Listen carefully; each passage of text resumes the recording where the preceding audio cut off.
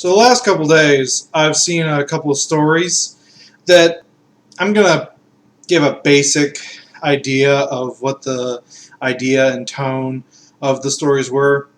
That women coming into the gaming industry was lower than it's been, or it's record lows, or what have you not.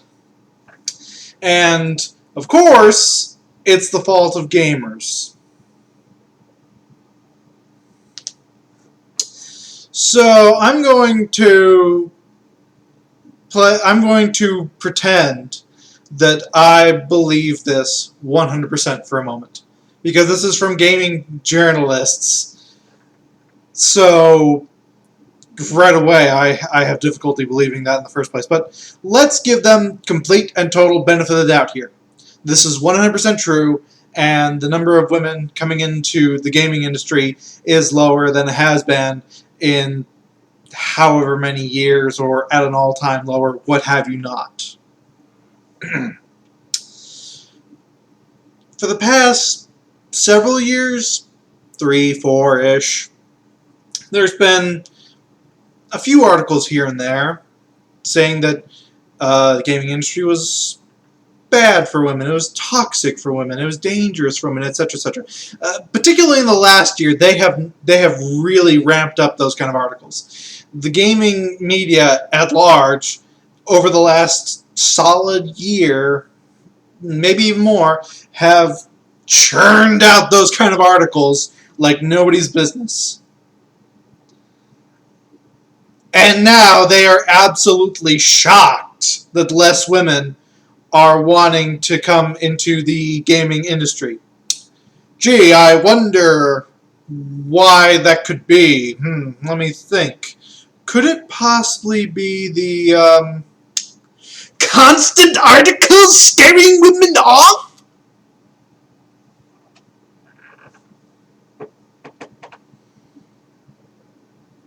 They created their own self-fulfilling prophecy. It's beautiful in its stupidity. It really is. It's a thing of majesty to watch this. They complain. They say that the gaming industry is toxic to women, and then when they say that less women are coming into the gaming industry, they blame the gamers for driving them away.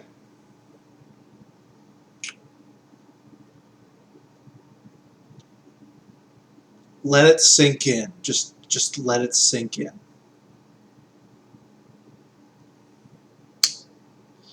I'm going to use history to show these idiots why gaming is not a boys' club and why gaming doesn't give a shit about your gender. One of the earliest arcade staples, and one of the earliest Atari games for that matter, Centipede. A game that everyone should know because it's one of the earliest, most popular games from its era. It was made by a woman.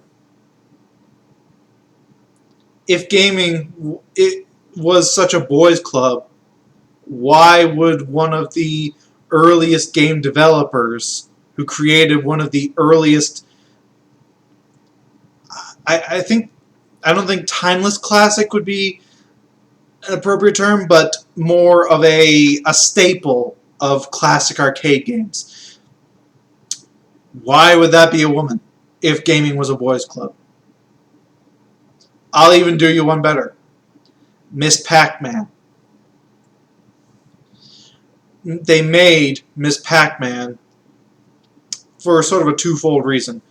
One, they noticed that there were a good number of female Pac-Man players, but also because they wanted even more women to play their game. So they made Miss Pac-Man. Imagine, exactly does it work as a boys' club if you want women to play your games? Someone explain that to me, please. So to these journalists who create this fear-mongering and then blame their audience for their own fear-mongering? Fuck you. Just a big ol' fuck you.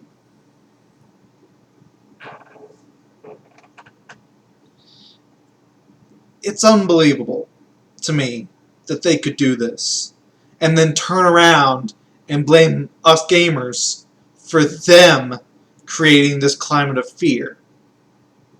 It really is insane. We're gonna see more stories like this in the next coming months. I can guarantee it. Hell, I'll even say weeks.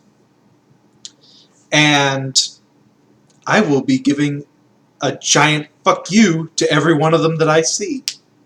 Because I know that it's them that did this bullshit, not us gamers.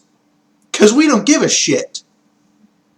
We care about the games you make, not what gender the person is that makes them.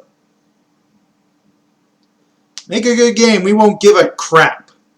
How fucking difficult is that to comprehend? If we don't like something, it's not because of who you are, it's because the something you made sucks. This is the Math Machine giving a giant middle finger to gaming journalists. Peace out.